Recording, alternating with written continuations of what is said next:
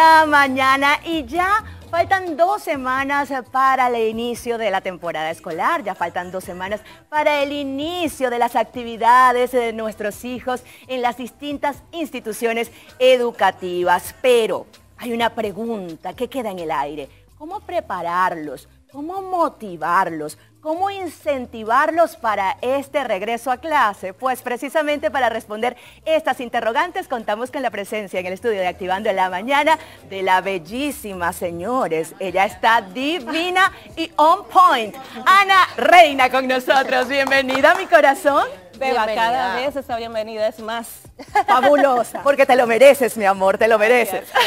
Gracias por estar con nosotros hoy. Así mismo, la verdad, nosotras estamos sumamente agradecidas porque vamos a aprender en este momento y también a educar a nuestras amigas y amigos televidentes. Lo principal es, por ejemplo, tenemos nuestros niños que vienen al regreso a clases. ¿Qué hacer con estos niños que a partir de ahora van a pasar a un nuevo reto? Por ejemplo, un niño que va del preescolar a la primaria, ¿cómo se va preparando para que vaya entendiendo estos cambios que vienen en este momento?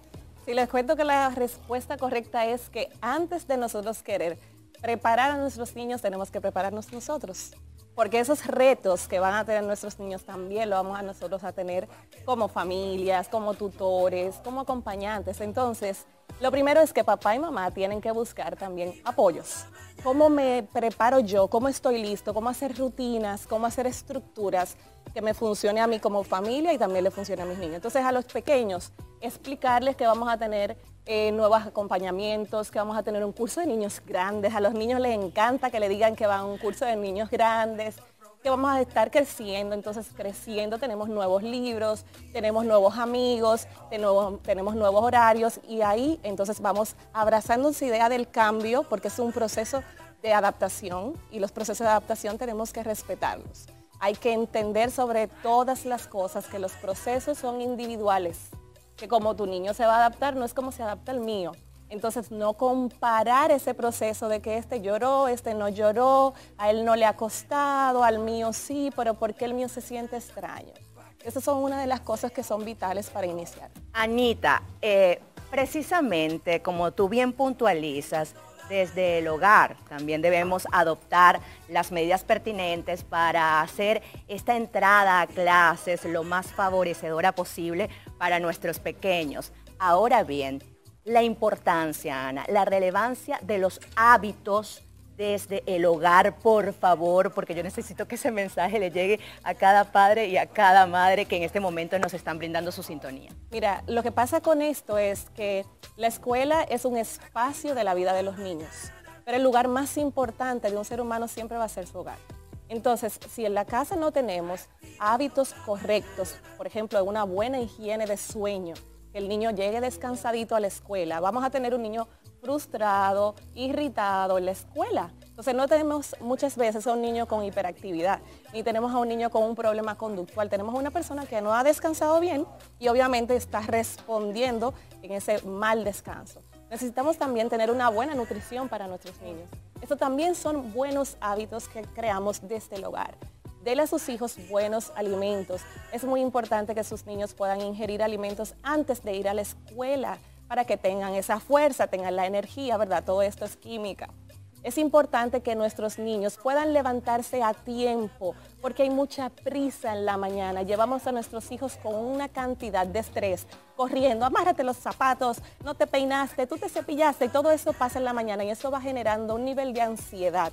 Y ya cuando llegamos nosotros a nuestros trabajos y nuestros niños llegan a la escuela, están hiperestimulados. Entonces hay que crear estas buenas rutinas para que todos vayamos tranquilitos. Y yo siempre digo, dentro de esas rutinas de llegar hacia la escuela, nunca se olvide de despedirse de sus hijos. Por favor, no lo haga. Importante. Jamás. El niño sin esa despedida llega al colegio, llega a la escuela, tal vez desanimado. Acabamos de hablar del estrés que puede generar estas despedidas abruptas, estas despedidas aceleradas que lo que hacen es disparar nuestro nivel de cortisol. Y también muy importante, Ana, hablar de la importancia de que los padres, por ejemplo, y voy a hablar del abandono emocional, que me gusta tocar este tema contigo con respecto a las clases también, cuando hay citaciones de padres en el colegio, cuando hay actos escolares, también para estimular a esos padres, y estos no le dan importancia a esos sucesos en la edad del niño, en la etapa escolar. ¿Cómo incide eso en nuestros niños? Mira, Beba, es muy penoso. Nosotros los que estamos en el área de educación, de psicología y abrazamos la atención a la primera infancia o al sujeto infantil y al sujeto adolescente o preadolescente, hemos creado una especie de eslogan que nos duele mucho decir, pero es muy real, que tenemos una cantidad excesiva de niños con padres vivos, pero que son huérfanos emocionalmente. Qué triste. Es muy triste, es muy doloroso, y por eso, si ustedes se dan cuenta también, en las escuelas en los últimos 2 años han habido más situaciones de violencia que los últimos 10 sumados, porque tenemos una cantidad de chicos que no tienen a dónde acudir, con quién hablar, con quién expresarse, alguien que le lea un cuentito, tiene importancia, con quién escuchar, me están molestando, me están diciendo palabras feas, la profe no me presta atención. Ese lugar de seguridad, pudiéramos decir, está desapareciendo en casa. Entonces, los padres estamos muy ocupados haciendo nuestros proyectos personales, lo cual está muy bien y yo los aplaudo, yo también lo estoy haciendo. Pero hemos dejado a un lado esas vidas que se están creando ahora y que carecen, ¿verdad?, de un montón de cosas que se van a desarrollar con el tiempo.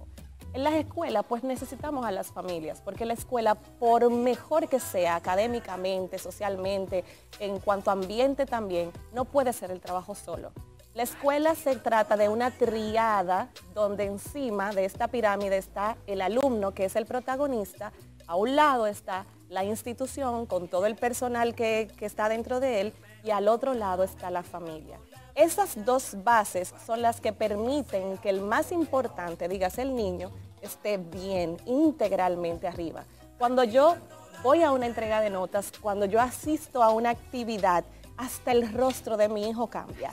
Cuando yo veo que mi maestra está hablando con mis padres o con mis tutores, con mis abuelitos, quienes me representan, yo sé que también hay una comunicación que va a tener entonces luego un resultado, o una disciplina o un aplauso. El niño no puede estar solo. Así que necesitamos padres que estén integrados en los procesos por completo de sus hijos, tengan o no tengan una necesidad de apoyo específica. Vamos a abrazar los procesos de las escuelas. Así es que debe ser. Y como, bueno, para nadie es un secreto que ahora mismo se está viviendo una vida muy complicada, muy difícil, hay mucho estrés, tenemos muchas responsabilidades. Entonces nosotros como familia, como adultos, como padres por supuesto, ¿cómo podemos desligar a nuestros hijos, que ellos no perciban precisamente que a veces es inevitable que los niños noten algunas situaciones difíciles, pero cómo podemos manejar ese tipo de situaciones? Mira, la verdad es que, como tú dices, no hay manera de que ellos no estén enterados. Yo creo que sí, de alguna manera tenemos que mezclarlos en nuestros procesos de realidad. Por ejemplo, yo soy maestra y a veces me toca quedarme como dueña de institución educativa privada hasta las 8, 10 de la noche, y muchas veces se tiene que quedar. Es la realidad. Pero ¿qué hago? Que ese niño esté cerca a mí, entienda el por qué estamos ahí, y en sus momentos entonces hay que cerrar todo lo otro y te doy cantidad y calidad de tiempo. Para un niño no solamente calidad, sí también necesita cantidad, pero cantidad a veces es simplemente irte a la cama con él y hasta que se duerma. A veces queremos ponerlo muy grande, cantidad de tiempo, 5 horas para ti. No, ¿cómo te fue el día de hoy? ¿Qué quieres hacer antes de dormir?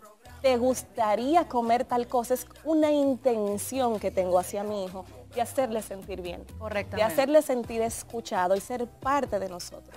No hay manera de verdad de que nosotros podamos bajar los niveles de intensidad de cómo va la vida. Creo que se está poniendo peor cada vez. Sí. Pero que ellos entiendan y que sí sepan, mañana puedan decir, wow, mi mamá tenía tantas obligaciones, mi papá tenía tantos compromisos y siempre buscó un espacito para estar conmigo, intencionalmente.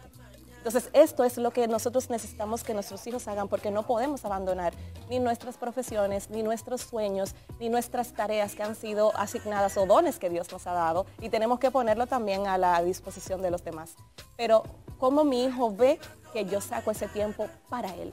El comunicarnos es un tesoro valiosísimo que casi no hacemos.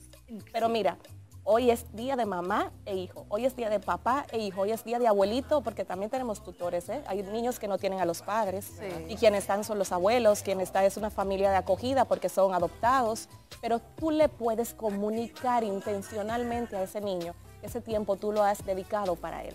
Ana, y si hablamos del regreso a clases, hay un tema que no podemos dejar de lado.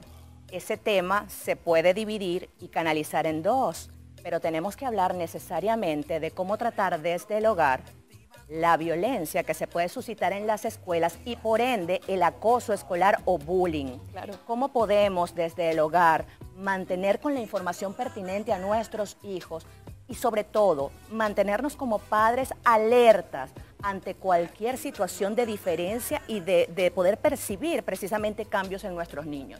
Mira, yo creo que lo más importante y lo primero es que nosotros forjemos en la vida de nuestros hijos una sana y correcta autoestima.